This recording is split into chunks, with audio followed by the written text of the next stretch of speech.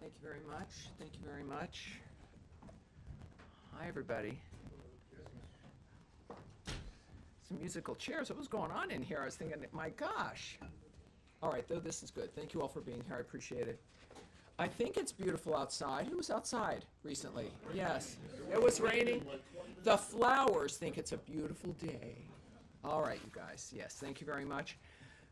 Yes, a couple of announcements here as we begin. Today, the State Department issued a security alert warning Americans against travel to Venezuela and bordering areas for any reason. Americans who travel to Venezuela or nearby border regions risk being wrongfully detained in prison for months or even years.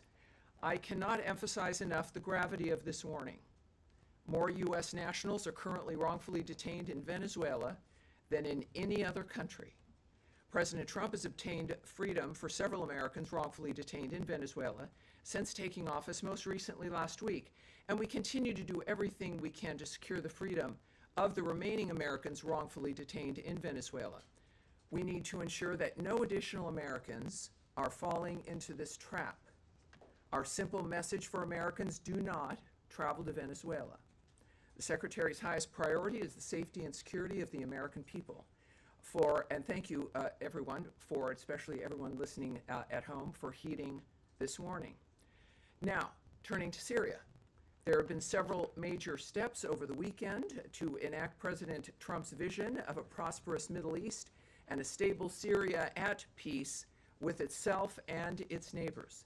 U.S. Ambassador to Turkey Thomas Barak assumed the role of U.S. Special Envoy to Syria, and he met with Syrian President Ahmad al-Sharaa and Foreign Minister Assad al-Shabani in Istanbul. We also have taken significant steps to lift sanctions against Syria. On Friday, Secretary Rubio waived Caesar Act sanctions for 180 days, and the U.S. Treasury Department announced General License 25 and other relief measures. We are engaging with regional and global partners to open investment in Syria. The cessation of sanctions against Syria will advance our primary objective, the enduring defeat of ISIS, by giving the people of Syria a chance for a better future. The United States will remain focused on the mission to defeat ISIS and eliminating terrorists who threaten Americans. And that is our announcement. Some very good news, obviously. Many of us, we've all been talking about this from the beginning of my being at this podium. So it's a pleasure to give you some more specifics. And of course, with Special Envoy Barrack, I think we're in very, very good hands. Let's start, surprisingly, with Matt Lee. Thank you, Tammy. I want to ask about Gaza, but do you know off the top of your head, or is it written down someplace, how many Americans are currently designated as wrongfully detained in Venezuela? Yes, those are numbers that we will not share. That's a dynamic that we consider, of course, an important diplomatic dynamic as well as a national security dynamic. So no, I won't be giving you those numbers. All right.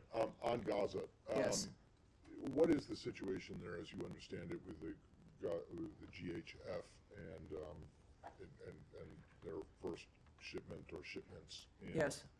Well, last week we knew there were some numbers. We weren't able to give everybody some specific numbers, but I have some additional numbers for you as well.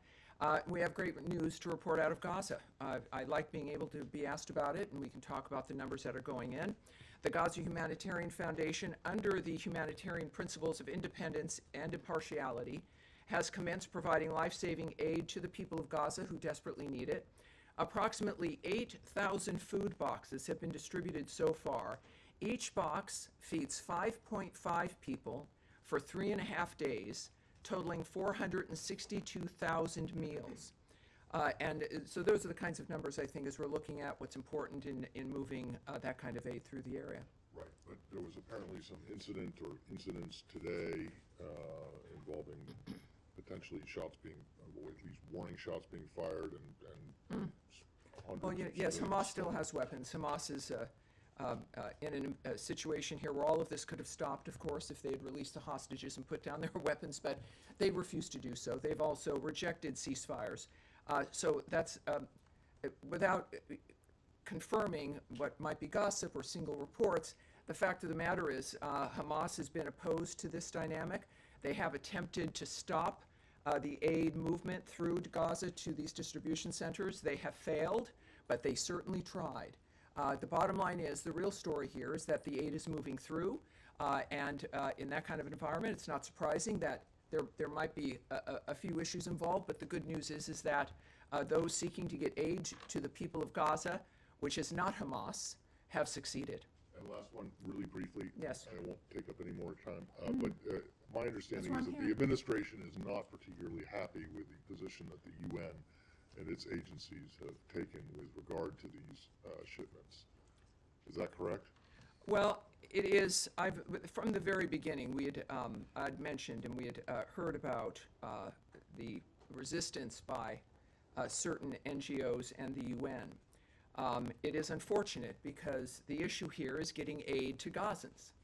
And then suddenly it moves into complaints about style or the nature of who's doing it, or elements of administration and being opposed to getting food and aid, as we've demonstrated here, is happening and will continue to happen because someone might feel left out, is, I think, the height of hypocrisy. So the bottom line is that clearly people who care about the nature of solving this problem are taking action and moving it forward, and that's what counts. That's what matters. Yes, Andrea. Yes, ma'am. Cindy McCain of the World Food Program was on CBS yesterday with a very different narrative, and we are hearing from the ground today from our reporters and producers and camera crews that this incident was very serious, that it was not Hamas related. Cindy McCain said that Hamas is not breaking up the food deliveries, that people are starving and there are food riots because people are desperate. And the criticism of the GHF has been that it is not independent or impartial, that it was started by the Netanyahu government with people who are supposedly independent, and that it is only operating in the south, deliberately designed with 4 distribution points in the south in order to have people in the north move south for the aid and therefore accelerate the movement of people and the putting people in the south rather than in the north where they wanted to be. So there are a lot of controversies about this from the ground, yes. from all of our reporting. McCain said that no one had approached the World Food Program, which is still delivering food into Gaza, that people have been desperate. No one had she had met with, as you know, the secretary. She said she welcomed that, was grateful for it, that the Rubio and McCain families have been friends for decades, but that they had a frank conversation about what's happening between Israel and the food deliveries, and that no one had even told them about this foundation or given them.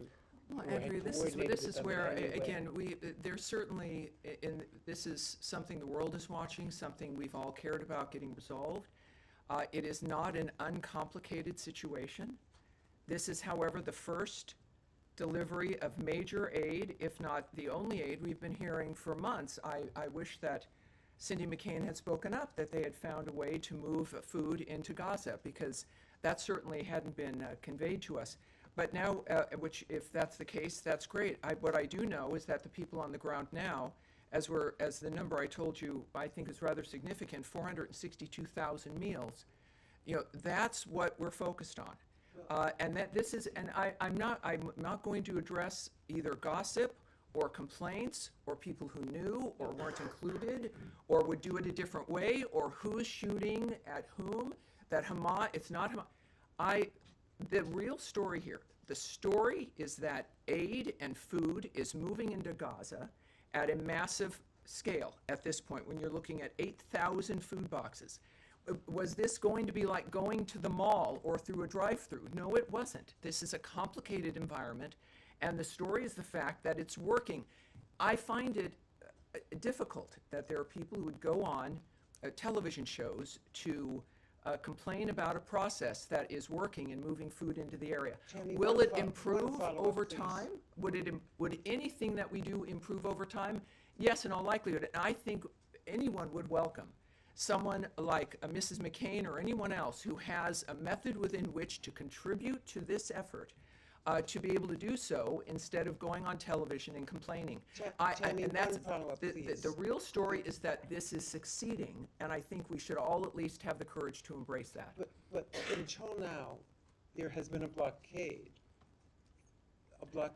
by Israel of the food. So no one has been able to get through Well, I those thought you just said process. Cindy McCain said that she was able to do that, but I would also say that this process managed to overcome that dynamic, and the dynamic has changed. Whatever it was that was hindering the nature of aid to the Gazan people has been overcome. It clearly needs to expand. I don't speak for this foundation, but clearly we've got to welcome any dynamic that allows getting aid and food into the region, which is happening right now, and that's the story. Nadia. Thank you, Tammy. Two questions. I understand this is the beginning of a process. For the time being, the delivery of food is at two places, which is Tal Sultan and the Murag crossing. Is this any guarantee that people who come from the north to receive this food, are they allowed to go back? Because that's the fear, that basically this is a way to move the population from the north to the south. And do you have any plan that they will expand it to go to other places? Well, in it's the not, north? this is not a State Department effort. We don't have a plan. I can't answer that regarding the nature of how certain situations would be responded to. I'm not going to speculate or say what they should or should not do. The Gaza Humanitarian Foundation has an email. They should be reached out to, and that's what I'd recommend regarding plans to expand, plans to make assessments of what's worked and what hasn't at this point, and what changes they might make, and what the goal is. Clearly, the goal is to reach as many people as possible. Can I ask Yes, about sir. Iran? Yeah. Go ahead, please. The Israeli Minister of Strategic Affairs is in town, according to Israeli media. Has there been any meeting between him and Secretary Rubio? And can you update us on the state of talks between Iran and the U.S.? Is there a new meeting planned ahead? Well, I will not discuss, as you might imagine, any meetings or conversations the Secretary's having that are not public or may not be happening. Regarding the latest rounds of talks regarding Iran, we can tell you that Senior Advisor and Special Envoy Steve Witkoff, of course, and Policy Planning Director Michael Anton participated in a fifth round of talks with Iran on Friday, May 23rd in Rome. The discussions were both direct and indirect and lasted over 2 hours. The talks continue to be constructive. That's not something that we've been able to say that in these particular talks, which is beneficial, and in this case they were constructive, as well, and we made further progress. Both sides have agreed to meet again in the near future, and we are grateful to, once again, our Omani partners for their continued facilitation of the process. All right? Yes, sir. Just to follow up on the Gaza Humanitarian Foundation, because Sure. I think you talked about independence and neutrality that was involved in this new foundation, but I mean, quite clearly that's not the case. I mean, the IDF itself has said this has been done in coordination with it and the foundation, so it's clearly being done, and the security of it is carried out by, on the perimeter, Israeli forces and then American security contractors. The problem with that, and what all the experts in the United Nations say, is that you therefore have a situation where the aid is provided by an organisation that seems to be a party to the conflict, and that's what the UN has always avoided, because you potentially made the recipients targets, and we're seeing that already, potentially, in that this has become a very militarised form of aid. So I'm just interested in why you describe this as independent and neutral when it clearly doesn't appear to be so.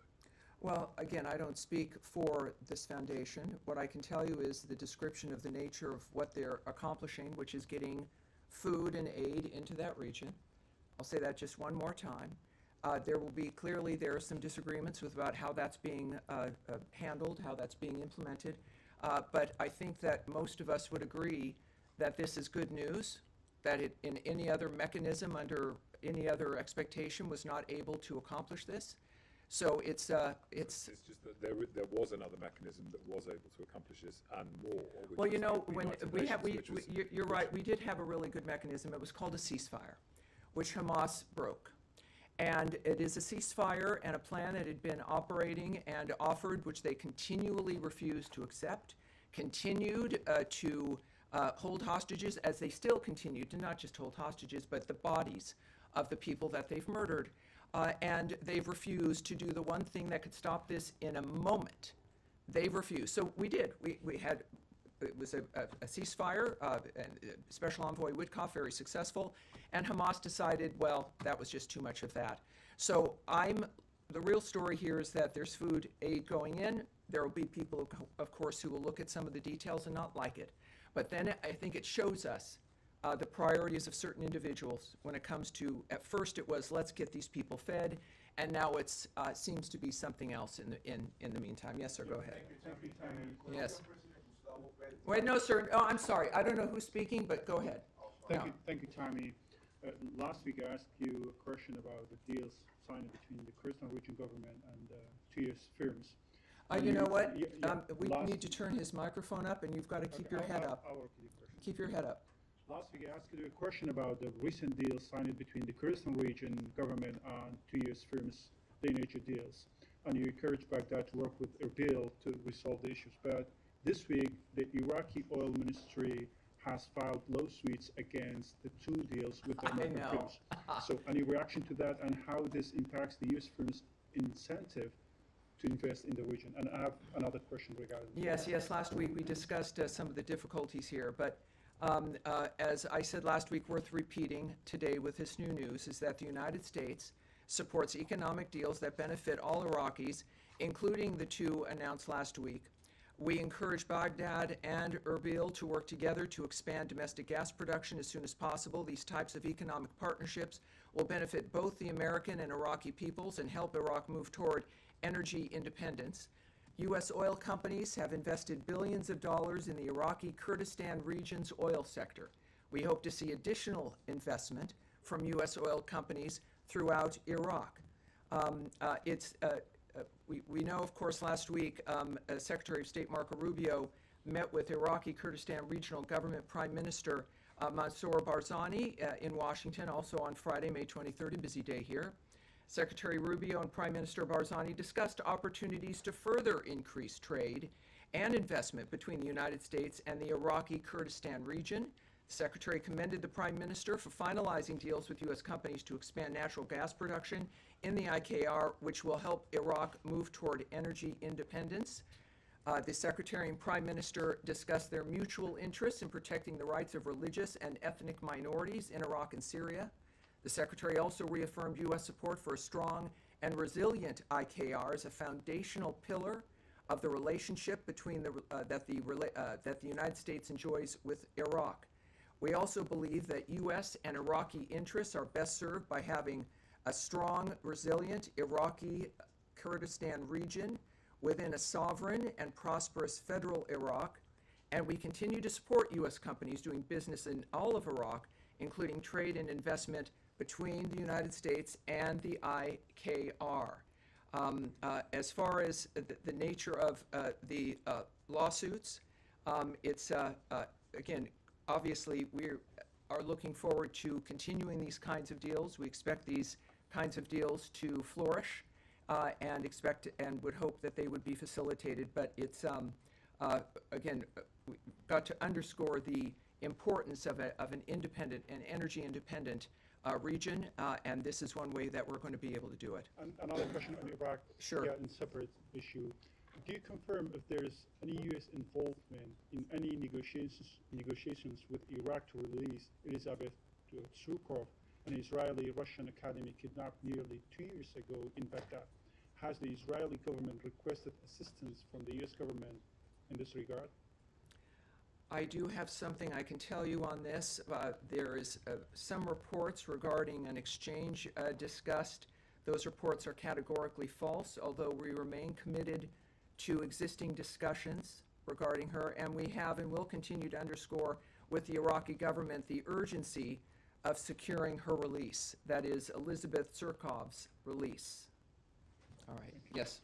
Two questions. Today in Turkey, Foreign Minister Lavrov suggested there was some sort of prisoner exchange deal between Presidents Putin and Trump. Is there any light you can shed onto No, that? there's nothing. I have nothing to report to you about that. Not at all. Separately, there's reporting that the administration may require all foreign students to undergo social media vetting, and that embassies and consulates are pausing interviews for new student visas, according to a cable from Secretary Rubio. Is that accurate, and do you have any other information? Well, if you're discussing that, that's something that has not been discussed publicly. It would have to be leaked material if it exists. What I can remind everyone of, which we've discussed for months here, is that we use every tool in our tool chest to vet anyone coming in who wants to come into this country, and in order to do so, it has to apply for a visa to gain access to our nation. So every sovereign country has a right to know who's trying to come in, why they want to come in, who they are, what they've been doing, and at least hopefully within that framework, determine what they will be doing while they're here. So that's nothing new, and we will continue to use every tool we can to assess who it is that's coming here, whether they are students or otherwise. All right, yes, go ahead. Can I switch to Russia, Tammy? After the Istanbul talks, Secretary Rubio said he didn't believe they were a waste of time because the Russians were going to be putting forward this proposal for potential ceasefire and end to the war. The Russians still have not given the U.S. that proposal, so do you still believe that this wasn't a waste of time? And when is the U.S. going to actually levy these sanctions that have been warned about and perhaps walk away from negotiations? Well, you've seen, I'm sure, President Trump's tweets. Yes. He is the one who recently spoke directly to President Putin and is the one whose vision of diplomacy, of getting these wars to stop across the globe, but certainly that one can be arranged. He's been very optimistic, he has. And as we've seen over the last few days, including this morning, the President has been very blunt about his opinion about President Putin. What I can say is that also, by the way, which has generated, I think, the President's ire and all of our extreme concern, are the attacks resulting in civilian casualties in Ukraine. The President has said many times this has to stop. We are monitoring reports that this weekend's airstrikes by Russia constituted the largest aerial assault on Ukraine since the start of the war. Obviously, our thoughts, prayers, and awareness sits with the victims and their families. We are calling for restraint and urge all parties to avoid further escalation. We continue to support direct talks between Russia and Ukraine.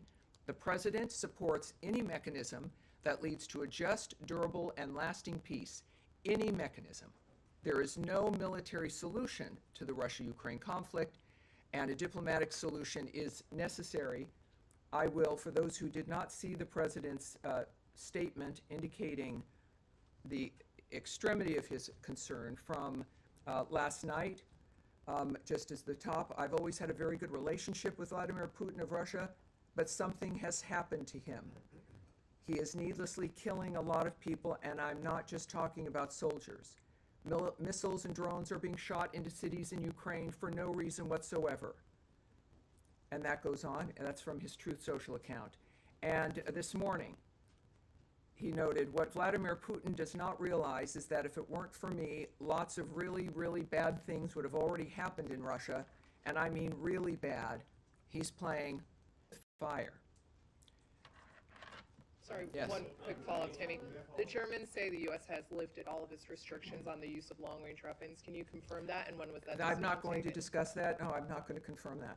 Yes. Thanks, Tammy. On that memorandum for peace that Russia's supposed to be coming up with, was there a timeline ever set for when Russia needed to hand that over? Do you see this as a delayed tactic, stalling direct talk? Well, I can't speak to what, if there was, what the agreement would have been, if there was a timeline. I can't share that information. I think clearly you should look to the president's sentiment that he's made very public as to indicate whether or not he's satisfied with what they've done. Yes, sir, in the back. Let me follow up on that question. Get your reaction to Russia's response to the president's tweets, calling it quote-unquote emotional. Oh, yes, well, I'm not going to speak about the president's emotions, but I think one reason why he was elected with a mandate last year is that we can all relate to him. He's transparent. He's doing something he cares passionately about. He knows what he wants to accomplish. He inherited a world that was on fire and is determined to stop those things. We've heard his remarks about all of this, clearly indicating a personal interest in the nature of what is occurring. And I think that that's what we all appreciate about him. If the Russians cared about the nature of how this is proceeding, they would be thinking less about that and more about what they could do, which is in their hands, to stop the carnage and the slaughter that's happening right now. So it's, I think, pretty clear where both sides are at this point. And given the president's public frustration of Putin, is it fair to expect some immediate policy adjustment? I wouldn't call it frustration. It is a statement of the man who has led the effort for peace in so many different regions, making it clear and being completely transparent about his opinion about what's transpired. And I think that is something Russia should take seriously. Americans certainly do. And there are, as I've mentioned last week, that there are many different things that the president has at his disposal to make sure that our position is felt and that can be used to make an impact to stop this carnage. Yeah, yes, sir. King Charles has been speaking to the Canadian Parliament in the last few hours, saying that Canada faces another critical moment and is determined to protect democracy, self-determination, freedom. The true North is indeed strong and free, and that's being seen by many as a clear endorsement of Canada's sovereignty, a rejection of the idea of it being the 51st state. Do you endorse his sentiments? I'm a fan of Prince Charles, King Charles, and of Prince William and Princess Kate. I think they're a great family. That's it. Yes, Sean, go ahead. If you want, let me go back to the student visa issue. Leaving aside the issue of the cable, the secretary himself has said that the vast majority of students in the country, foreign students, have done nothing wrong. They shouldn't be worried about their visas. They're welcome to study at American universities. People going to universities this fall, foreign students, should they be concerned that their visas won't be processed in time? Do you think that the State Department confident that people can still attend autumn semesters? Well, this is every dynamic, and again, we don't speak about individual visa cases. We don't speak about the nature of the choices made about individuals. We do know, though, that we take very seriously the process of vetting who it is that comes into the country. And we're going to continue to do that. We're going to continue to vet, and we continue to have an interest. Again, whether they be student or if you're a tourist who needs a visa or whoever you are, we're going to be looking at you. I think why that would, it seems to be such a controversial thing that's going on.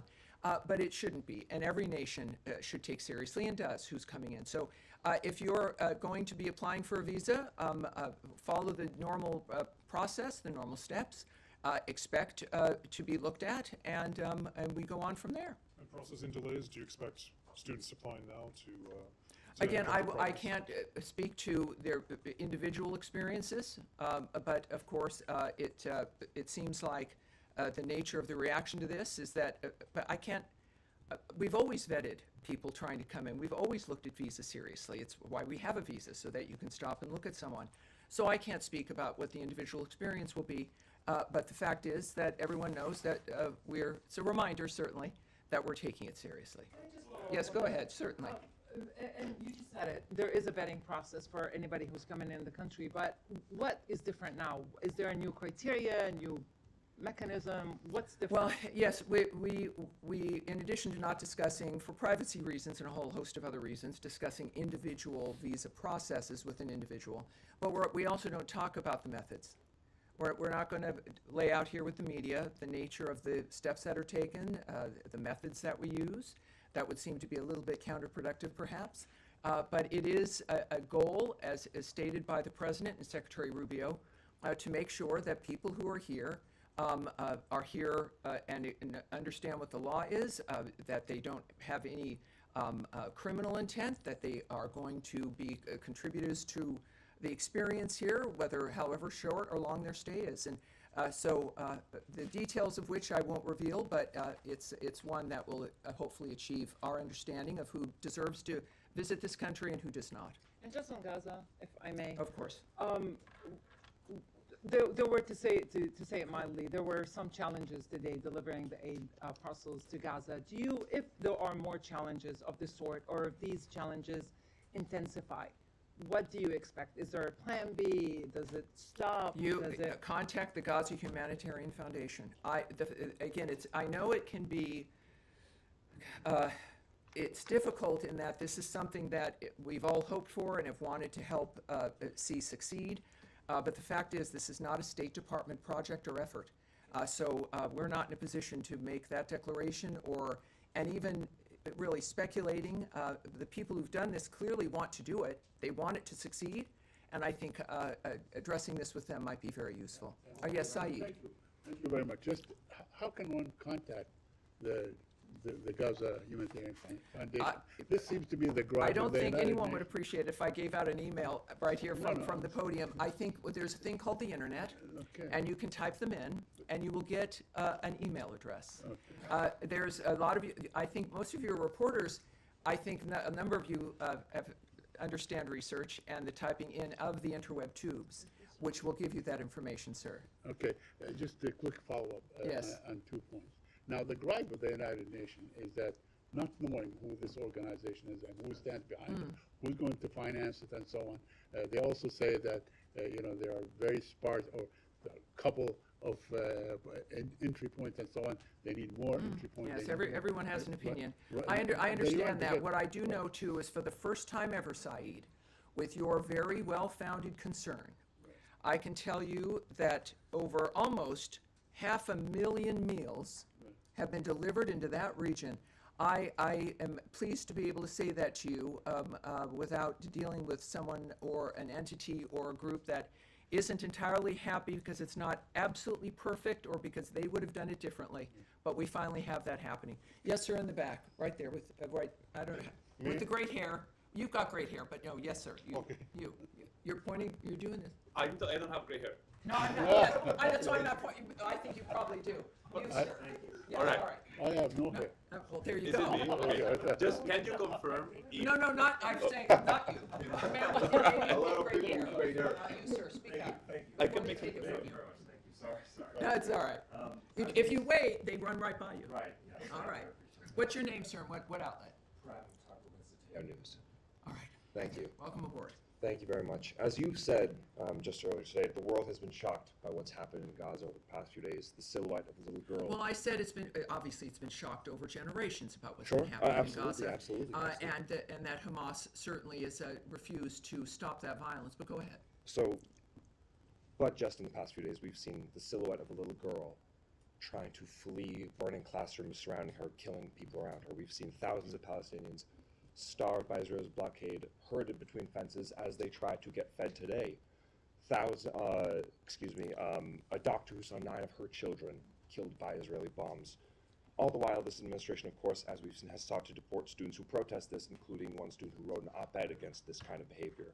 The administration came in telling Americans it would be more pro-peace, more anti-war than This the is previous. beginning to sound like a soliloquy, sir. Do you have Than a the question, previous- than the please? Do you previous have a question, administration. please? I'm curious. Yes, this is a how- very serious issue, and everyone Yes. has your question. Yes. So please wonder, ask it. I wonder how you see this administration being more pro-peace or more anti-war than the previous administration, given these kinds of horrors that Americans are witnessing.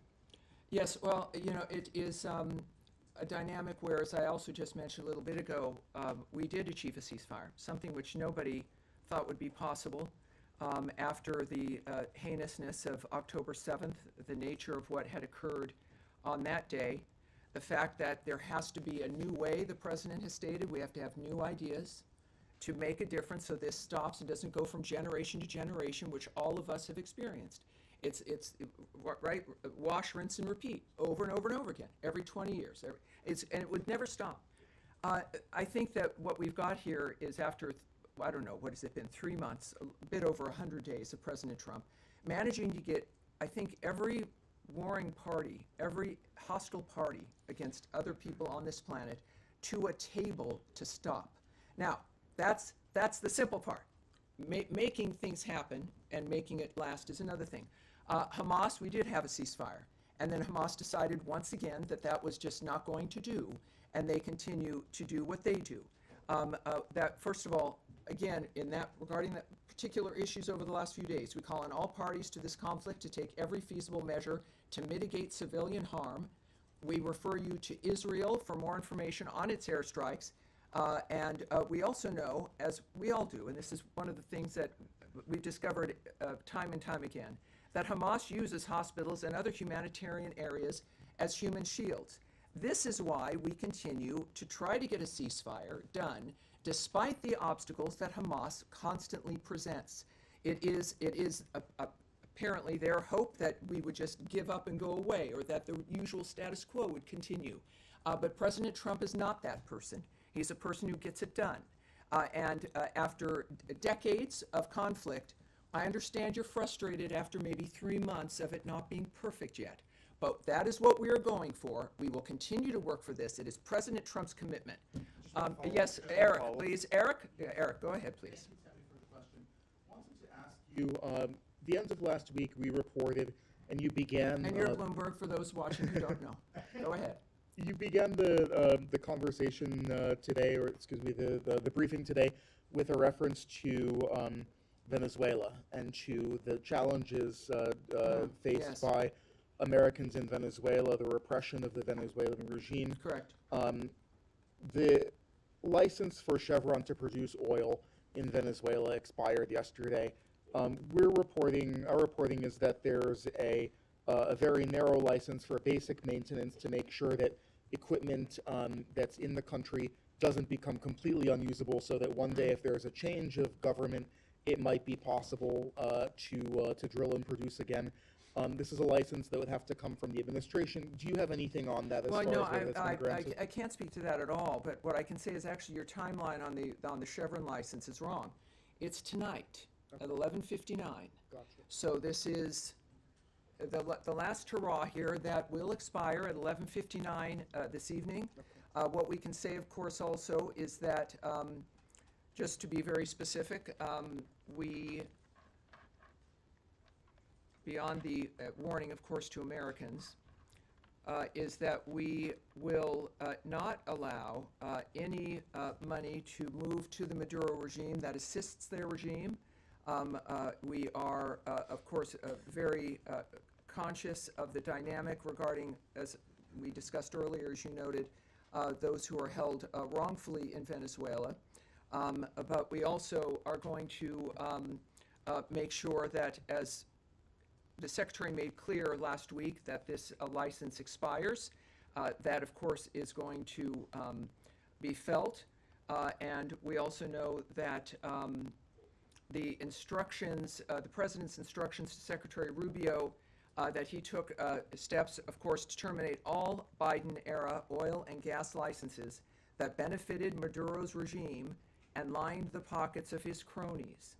We are going to continue to deny any funding of the Maduro regime that it uses to oppress the Venezuelan people. So I hope that answers both of those questions. Yes, sir. Thank you. Specifically because tomorrow Germany's foreign minister is going to be here and meeting with the secretary. Germany's government has kind of shifted quite a lot in the last few days on their position of support for Israel. They've been, alongside the US, one of the main backers of Israel in this war, and now they're saying, the chancellor saying that the war in Gaza is no longer justified by the need to fight Hamas. So it seems like whatever coalition was left of countries, including the US, backing Israel seems to be getting smaller. Are you concerned that there's even less international support for Israel? Does that influence the way that the US is thinking about this? That one of the main European countries backing Israel is well, again, Israel. Chancellor Merz noting that Israel's actions can no longer be justified. The fact of the matter is that Hamas has put the people in Gaza in this situation by launching that attack on October 7th, and by continuing to hold hostages, including the bodies of 4 Americans, and continue, of course, to maintain their weapons. So when we think about actions that can no longer be justified, I think we should adjust ourselves and look at what put us in this position in the first place. Regarding the UK, Canada, France, and any number of others that took disappointing steps last week, unilateral recognition of a Palestinian state, in this case, is unproductive and obstructs ongoing U.S. efforts towards peace in the region. And I think that there's a clear line that has been drawn by President Trump, which again definitely disturbs the status quo, which is that there has to be peace, not just for 6 months, not because there's been a deal made for a year, that this has to be enduring. The entire framework has to change. He's not kidding. He's not kidding, because otherwise, in 5 years or sooner, someone will be in your position, someone else will definitely be in my position, having the same conversation. We can't allow that to continue. That is President Trump's understanding and vision of the change that needs to occur. And the fact is that the status quo does seem to be perhaps the easier thing to maintain, but it's not the one that's going to save lives. All right, yes, there, right there. Go ahead, speak up. Yeah. Thank you, Tammy. President Gustavo No, excuse me, sir. I'm sorry. Yes, that will get you not called on, because you can tell I'm not looking at you. Go ahead, sir, please. Yeah, I have 2 questions. The first one is about Russia and Ukraine. We're seeing the Secretary of State several times saying that the U.S. are closing to stepping back in different ways, and we know the U.S. did play several cards.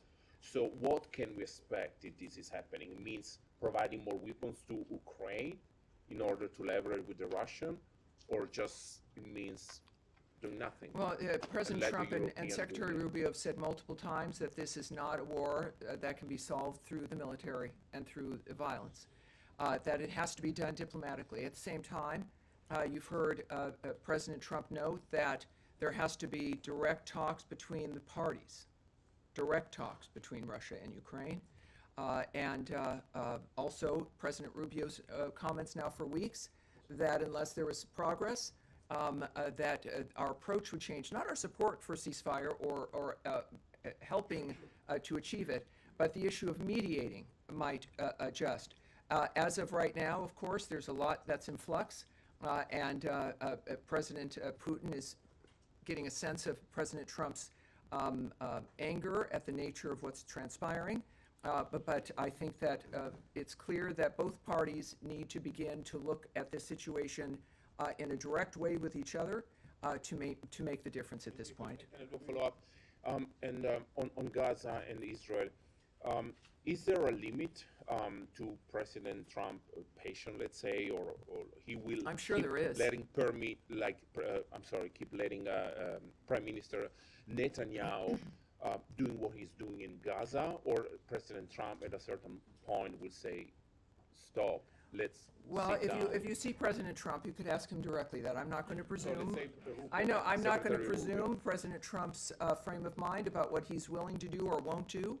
This is a man who's serious about getting a situation finished, of getting a deal done, of ending the situation which he is clearly confident it can end.